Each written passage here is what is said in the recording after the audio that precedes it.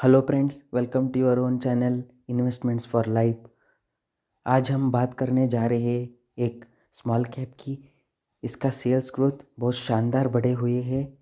आप ग्राफ में देख सकते हैं। इसका एक साल का सेल्स ग्रोथ है 37% और इसका 3 साल का है 24% और 5 साल का है 22%। मतलब ये कंपनी का सेल्स 20% लास्ट 5 साल में बढ़े हुए हैं। अगर हम एक साल की बात करें तो इसका ग्रोथ बहुत शानदार है। ये कंपनी का सेल्स ग्रोथ लगातार बढ़ते ही जा रहे हैं। Then coming into the profit growth, ये भी लगातार बढ़ते ही जा रहे हैं। एक साल में 27% है, 3 साल में 69% है और 5 साल में 37% है। ये बहुत बड़ी शानदार प्रॉफिट ग्रोथ है इस कंपनी के लिए। ये आगे जाके बहुत बड़ा मल्टीबैगर बन सकता है। Coming into the share holding pattern, इसका मेजॉरिटी शेयर्स प्रमोटर्स के पास है।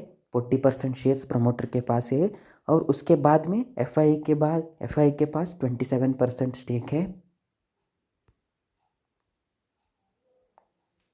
और डीआई के पास भी 7% और लगभग 8% का स्टेक है। पब्लिक के पास 24% का स्टेक है।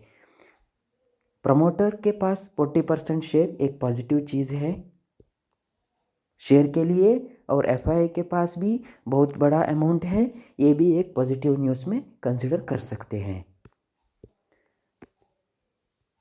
The company we are discussing, ये एम्बर एंटरप्राइजेस है।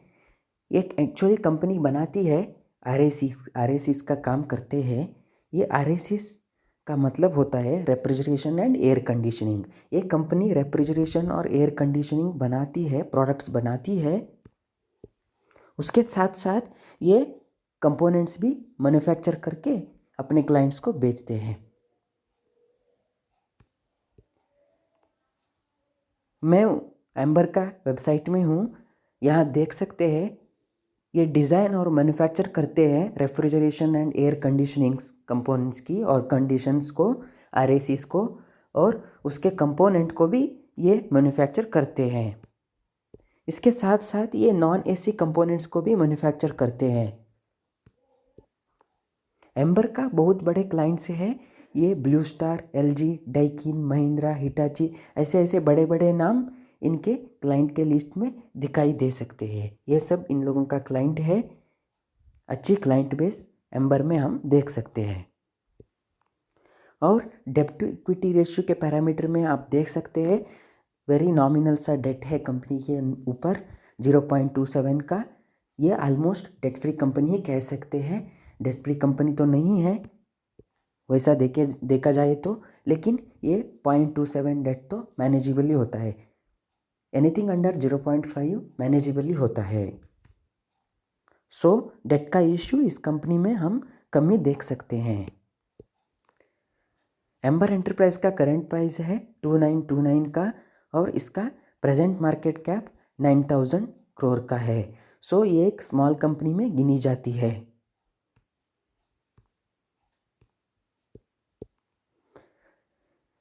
वैल्यूएशन पैरामीटर में इस इंडस्ट्री का पीई है 160 और इसका पीई है 191।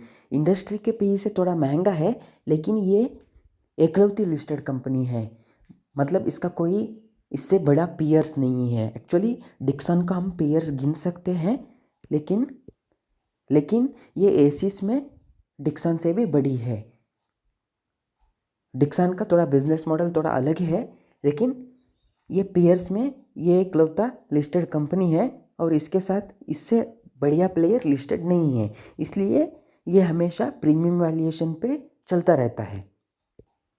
ये एक स्मॉल कैप है और ग्रोइंग कंपनी है, इसलिए ये डिविडेंड नहीं बांटती है और आगे जाके ये कंपनी मिड कैप में और या लार्ज कैप में बन सके तो डिविडेंड बांट सकते हैं। लेकिन ये कंपनी में ग्रोथ पोटेंशियल तो बहुत ज़्यादा है।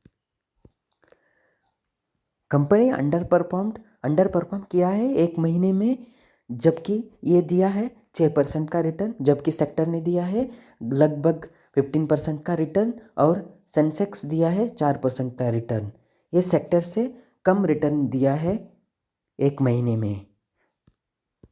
और हम थोड़ा लंबी दूरी की बात करें तो एक साल में ये कंपनी एम्बर एंटरप्राइजेस ने दिया है 85%, जबकि सेक्टर ने दिया है 300% का रिटर्न। सेंसेक्स ने दिया है 51%। ये सेंसेक्स से आउट परफॉर्म किया है, लेकिन सेक्टर से अंडर परफॉर्म किया हुआ है। अब लंबी दूरी की बात करते हैं। 3 साल में ये कंपनी बना के दी है 200% का रिटर्न, मतलब ये पैसे को 3 गुना किया है। किसी ने 1 लाख इन्वेस्ट किया होगा तो उसका पैसा 3 साल में 3 लाख हुआ है। और सेक्टर ने दिया है 600% का रिटर्न और सेंसेक्स ने दिया है 49% का रिटर्न। ये सेंसेक्स को आउट परफॉर्म किया है। अब हम चार्ट पर चलते हैं। चार्ट में ये कंपनी हाई लगाया था लगभग 3600 का। उसके बाद कंपनी में प्रॉफिट बुकिंग आई और ये कंपनी गिरते गिरते 2700 तक आया था और उसके बाद ये कंसोलिडेट कर रहा था कंपनी। और अभी अभी रिसेंटली 3-4 ट्रेडिंग सेशन में ही ये कंपनी लगभग 5-6% भागा है, लेकिन ये अभी 2900 के पास है और इसका 52 वीक हाई है 3600। अगर ये 52 वीक हाई भी अचीव कर लेता है तो ये 15-20% का रिटर्न आपको नियर टर्म में दे सकता है। और यहाँ आप दे सकते हैं ये कंपनी बेसिकली अपना 50 डेज की मूविंग एवरेज का सपोर्ट लेता है और ये कभी कभी 200 डे EMA के पास आता है। You can see in the previous history as well. ये अपना 50 डेज मूविंग एवरेज में सपोर्ट लेता है और फिर अपना जर्नी चालू कर देता है।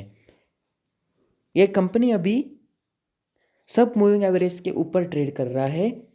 50 डेज मूविंग एवरेज के ऊपर है, 20 डेज, 100 डेज और 200 डेज की मूविंग एवरेज के ऊपर है। इसमें हम एक रिवर्सल देख सकते हैं। ये नियर टर्म में 3600 तो टच करेगा। अगर RSI का बात करना है तो RSI 58 है। ये स्ट्रांग माना जा सकता है। RSI बहुत स्ट्रांग तो नहीं कह सकते हैं, लेकिन RSI में कोई वीकनेस नहीं दिखाई दे रही है। ये ओवरसोल्ड जोन से निकल के ओवरसोल्ड जोन से निकल के जा रहा है। सो RSI में भी हम कह सकते हैं ये स्ट्रांग होती ही जा रहा है। इस कंपनी को करंट मार्केट प्राइस में बाय किया जा सकता है, क्योंकि इसका 52 वीक हाई है 3600। ये अगर 52 वीक हाई भी अचीव कर लेता है 3 साल में, 3 महीने में या 4 महीने में, ये आपको 50-20% रिटर्न दे के जा सकता है। और इसका बाइंग करने का सही प्राइस भी आप दे सकते हैं। अगर आप थोड़ा पेशेंस और कंजर्वेटिव इन्वेस्टर है तो आप वेट कर सकते हैं 2800 और 2700 में बाई करने का। ये एक मार्जिन ऑफ सेफ्टी कह सकते हैं। 2700 2800 एक मार्जिन ऑफ सेफ्टी कह सकते हैं। यहाँ से आपका रिस्क थोड़ा कम हो जाएगा और इसका ऊपर जाने का पॉसिबिलिटी ज़्यादा है, इसलिए ये इसको करंट मार्केट प्राइस पे भी खरीद के जा सकते हैं।